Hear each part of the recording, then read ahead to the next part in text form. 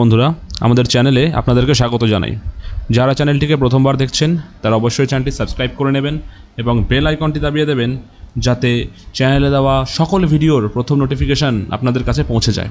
তো আজকে এসএসসির যে 10 নম্বর মামলাটি ছিল, 10 নম্বরের জন্য যে মামলা, যেটা স্মিতা দে ম্যামের বেঞ্চে স্পেশাল হিয়ারিংয়ের জন্য লিস্টেড ছিল, সে মামলাতে 36,000 যে নিয়োগ মামলা, তাতে 10 নম্বর পাওয়ার যোগ্য কারা, সেটা নিয়ে আজকে জোর সওয়াল করেছিলেন কল্যাণ বন্দ্যোপাধ্যায় মহাশয়। ইভেন আজকে এই কথা উঠে এসেছে যে যদি দরকার পড়ে এই কেসটাকে আবার সুপ্রিম কোর্ট পর্যন্ত টেনে নেওয়া হবে। আজকে এসএসসিতে 36,000 নিয়োগ মামলায় নতুন নির্দেশ দেওয়া হলো।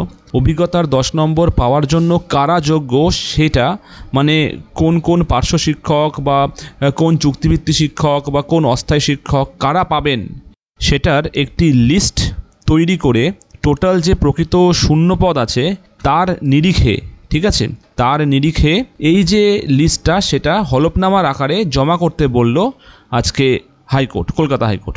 এর পাশাপাশি ডিআইদের রিপোর্টও তলব করলেন আজকে হাইকোর্টের বিচারপতি স্মিতা দাস দে তার সিঙ্গেল বেঞ্চে। 31 অক্টোবরের মধ্যে এই রিপোর্ট জমা দেওয়ার কিন্তু নির্দেশ দেওয়া হয়েছে। আর এই যে কেসটা 4ই নভেম্বর আবার ডেট দেওয়া হয়েছে এর শুনানির জন্য। তো নেক্সট যেটা শুনানি হতে চলেছে সেটা হতে চলেছে 4ই নভেম্বর।